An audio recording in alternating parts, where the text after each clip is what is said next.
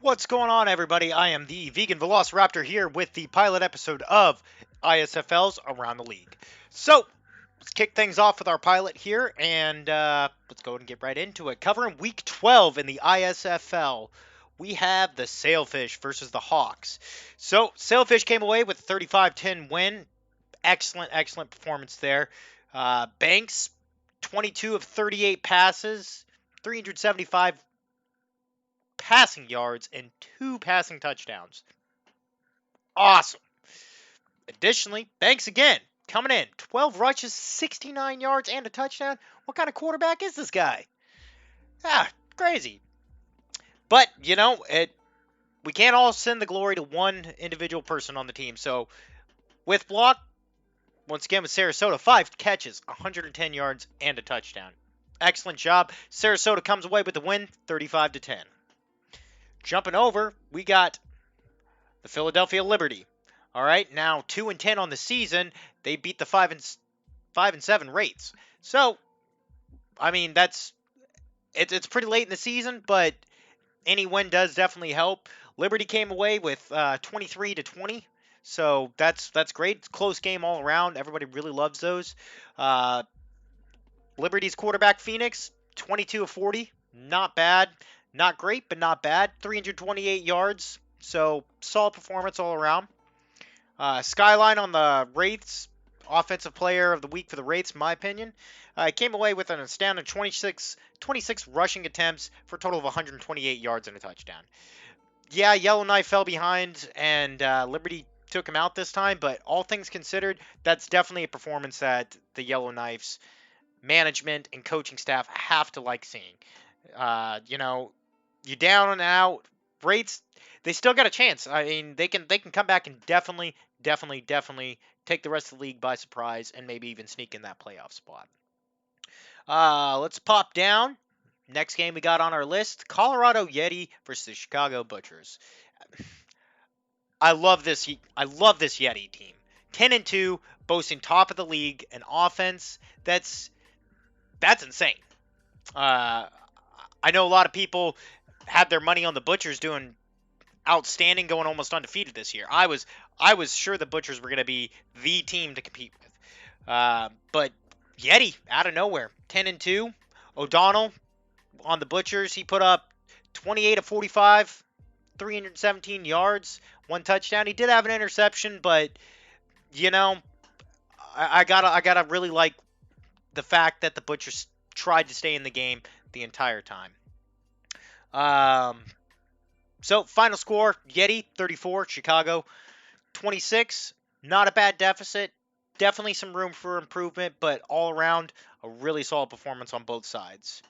So coming up next, we have the 7-5 NOLA second line and the 7-5 Otters. So Otters came away with the win on that one. Really good performance all around. Armstrong boasting 22 of 35, 274 yards and a touchdown. That's a good performance that the coaches have to like seeing their quarterback doing. You put up those kind of numbers, generally that's going to be a recipe for success. Armstrong, he did have that interception with no touchdowns, but the Otters still came through. Their defense really held second line in check. Nakamura, I mean, he was probably the pinnacle. Between him and Trunks, they're both the pinnacle of why the Otters stayed through and beat them all the way through. Final score of that one is Otters 19 and second line 13. So great job to the Otters on an outstanding win. Next, we got the Austin Copperheads and the San Jose Sabercats. So Copperheads, they're right there with the Butchers, boasting a 4-8 record currently. Sabercats, they're 7-5. They're staying ahead. They're staying right in the general average mix of every other team, so they're doing a really strong job staying in there. Was a really close game, down to the wire, came down. Sabercats sneak away with the 28-27 win, so definitely good job there. Cole from the Copperheads put up a 21 out of 39 attempts for 348 yards and a touchdown. I mean, Copperheads lost by a point here. But all things considered, their QB really put in work. No interceptions, so that's great to see. Laxon on San Jose, 22 rushes, 95 yards, and a TD. That's got to be the staple that San Jose is pushing for. Is rely heavily on Laxon and get the ball into the end zone. So coming up, we got the Outlaws and Halau. Sorry if I butchered that name. Outlaws 7-5 and Halau 7-5. So let's see here. JQ 29 out of 42, 300 yards, 302, excuse me, 302 passing yards and 2 passing touchdowns. For all intents and purposes, this guy just went out there and threw the ball and made some beautiful connections. It's hard to argue that. Um, Honolulu, I mean, they came away with a really strong rushing game. Ayers, 24 rushes, 111 yards, and a touchdown. Q can throw the ball, but let me tell you, man, Ayers, he's the kind of guy that's going to put the team on his back and run straight through your defense. So, all in all, Honolulu came away 34-20 with the win. So, we'll see how they do next week. Bumping on over to the DSFL here. Week 9. We're starting with the Luchadors and the Buccaneers. And before I go into the whole DSFL scores and kind of just a basic breakdown, I just want to let you guys know this is just our pilot episode. So we do hope to continue doing this. So if you guys definitely like it or you have some support or some suggestions, definitely let us know. You can hit me up on Discord. My name's the Vegan Velociraptor.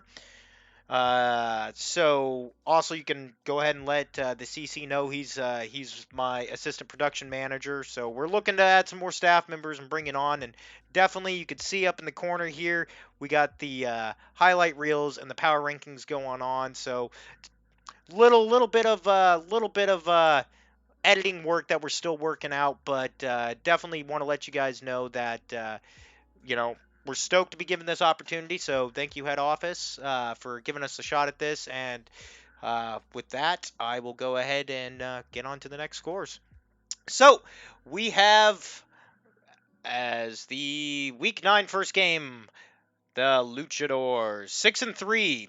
Really strong performance. They are of course the in the power rankings. They are top of the DSFL right now. They are the team to beat. I know everybody was really on with trying to see how well the Seawolves were gonna handle it. The Seawolves started off really strong this season.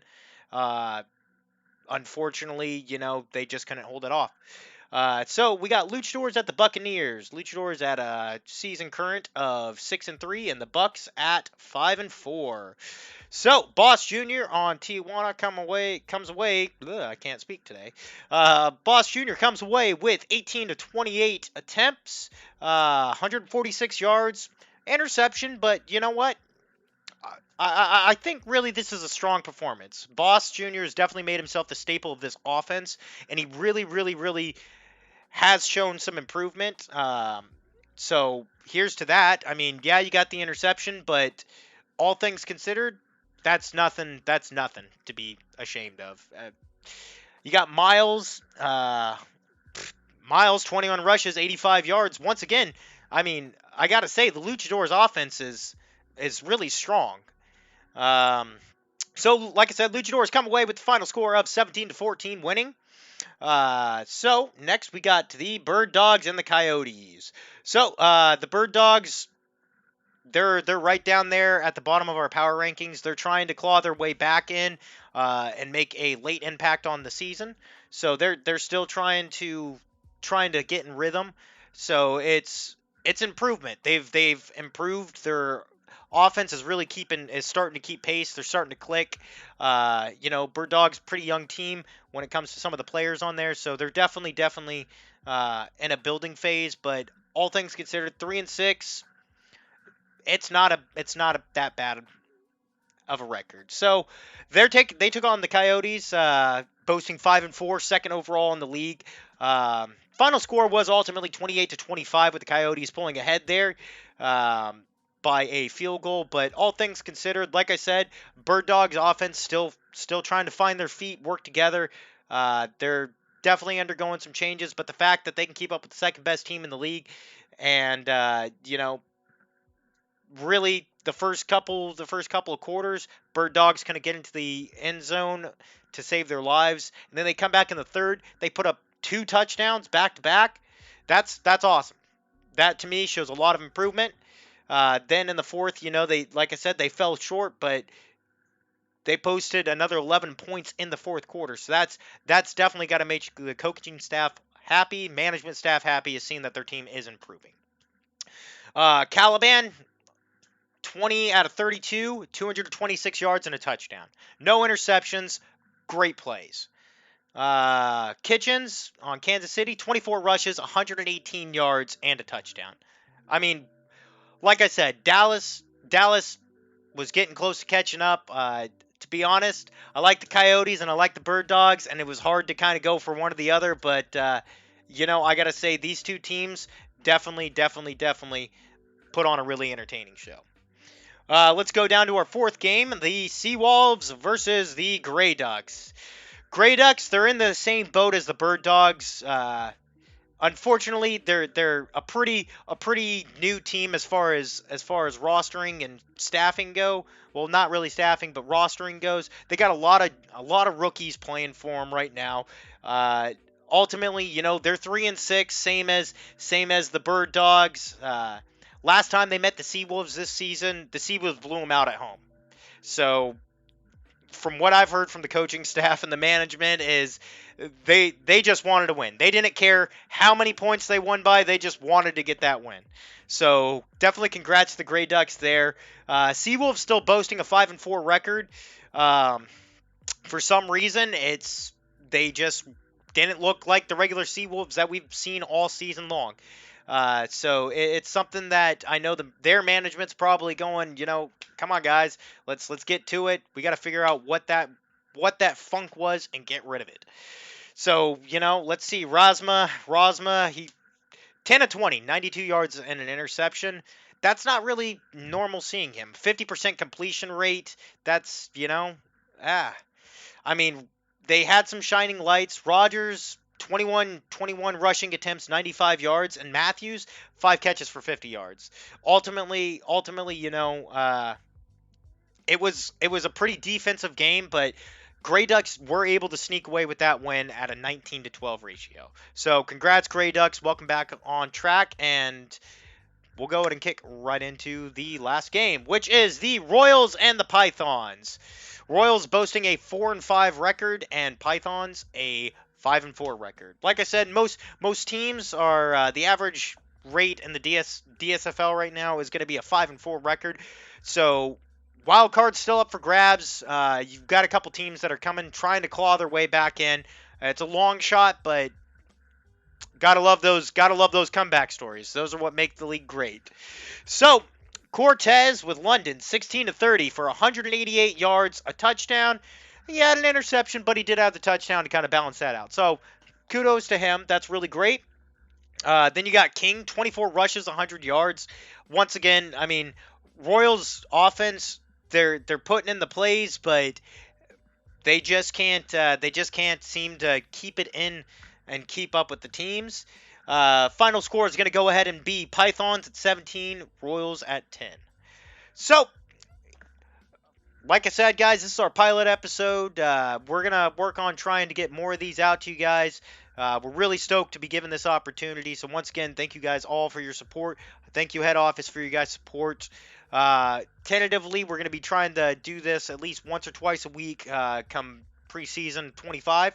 So keep tuned. And if you are interested in joining a staff, hit us up on Discord and we'll give you an interview. Thank you guys so much. Thanks for tuning in to the ISFLs Around the League. I'm Vegan Velociraptor, and I'll catch you guys next time.